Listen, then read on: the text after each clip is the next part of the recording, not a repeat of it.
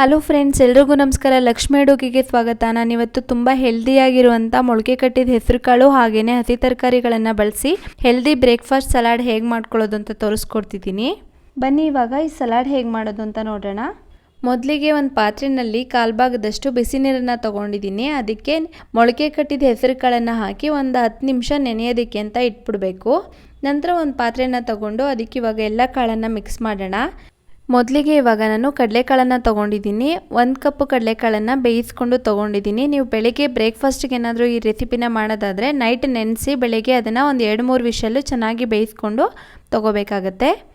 ನಂತರ 1 ಕಪ್ನಷ್ಟು ದಾಳಿಂಬೆನ ತೊಗೊಂಡಿದ್ದೀನಿ. ಇದು ತುಂಬ ಹೆಲ್ದಿ ಸಲಾಡ್ ಆದ್ದರಿಂದ ನೀವು ಚಿಕ್ಕ ಮಕ್ಕಳಿಂದ ಹಿಡಿದು ವಯಸ್ಸಾದವ್ರವರೆಗೆ ಆರಾಮಾಗಿ ಇದನ್ನು ನೀವು ಬ್ರೇಕ್ಫಾಸ್ಟ್ಗೆ ಅಥವಾ ಸಂಜೆ ಈವ್ನಿಂಗ್ ಸ್ನ್ಯಾಕ್ಸ್ ಟೈಮಲ್ಲಿ ಈ ಥರ ಸಲಾಡ್ನ ಮಾಡ್ಕೊಂಡು ತಿನ್ಬೋದು. ನಂತರ 1 ಕಪ್ನಷ್ಟು ಕ್ಯಾರೆಟ್ನ ನಾನು ಸಣ್ಣದಾಗಿ ತುರಿದು ತೊಗೊಂಡಿದ್ದೀನಿ. ನೀವು ಬೇಕಂದರೆ ಸಣ್ಣದಾಗಿ ಹೆಚ್ಚಿ ಕೂಡ ತೊಗೋಬೋದು. ಹಾಗೆಯೇ 1 ಜಾಮೂನ್ ಟೊಮೊಟೊ ಹಣ್ಣನ್ನು ನಾನು ಸಣ್ಣದಾಗಿ ಕಟ್ ಮಾಡಿ ತೊಗೊಂಡಿದ್ದೀನಿ. ಹಾಗೆ 1 ಕಪ್ನಷ್ಟು ಸೌತೆಕಾಯಿಯನ್ನು ಸಣ್ಣದಾಗಿ ಹೆಚ್ಚಿ ತೊಗೊಂಡಿದ್ದೀನಿ.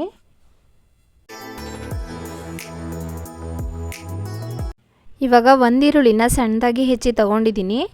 ಈರುಳ್ಳಿ ಫ್ಲೇವರ್ ಇಷ್ಟ ಇಲ್ಲ ಅಂತ ಅಂದವರು ಈರುಳ್ಳಿನ ಬೇಕಂದರೆ ಸ್ಕಿಪ್ ಮಾಡ್ಬೋದು, ಹಾಕೊಂಡ್ರೆ ಚೆನ್ನಾಗಿರುತ್ತೆ. ಹಾಗೆ 2 ಸ್ಪೂನಷ್ಟು ಕೊತ್ತಂಬರಿ ಸೊಪ್ಪನ್ನು ಹಾಕೊತಿದ್ದೀನಿ. ಮೊಳಕೆ ಹೆಸರು ಕಾಳನ್ನು ಹಾಗೆ ಹಾಕೋಬೋದು. ತುಂಬ ಹಸಿ ಅನಿಸುತ್ತೆ. ಒಂದು 10 ನಿಮಿಷಗಳ ಕಾಲ ಬಿಸಿನೀರಲ್ಲಿ ನೆನೆಸಿ ಹಾಕೋದ್ರಿಂದ ಹಸಿ ವಾಸನೆ ಎಲ್ಲ ಹೋಗಿರುತ್ತೆ. ತುಂಬಾ ಟೇಸ್ಟಿಯಾಗಿರುತ್ತೆ. 1 ಕಪ್ಪಷ್ಟು ಮೊಳಕೆ ಹೆಸರು ಕಾಳನ್ನು ಹಾಕ್ಕೊಂಡಿದ್ದೀನಿ. ಇವಾಗ ಸ್ಪೈಸ್ಗೆ ಅಂತ ನಾನು ಅರ್ಧ ಸ್ಪೂನಷ್ಟು ಕಾಳು ಮೆಣಸನ್ನ ಪುಡಿ ಮಾಡಿ ಹಾಕ್ಕೊಂಡಿದ್ದೀನಿ. ಹಾಗೆಯೇ ಚಾಟ್ ಮಸಾಲ 1/4 ಸ್ಪೂನ್ ಹಾಕ್ಕೊಂಡಿದ್ದೀನಿ. ಹುಳಿಗೆ ಅರ್ಧ ಹುಳು ನಿಂಬೆಹಣ್ಣಿನ ರಸನ ಕೂಡ ಹಾಕ್ಕೊಂಡಿದ್ದೀನಿ. ಇವಾಗ ಟೇಸ್ಟ್ಗೆ ನೋಡಿಕೊಂಡು ಉಪ್ಪು ಕೂಡ ಮಿಕ್ಸ್ ಮಾಡ್ಕೊಬೇಕು ಲಾಸ್ಟಲ್ಲಿ.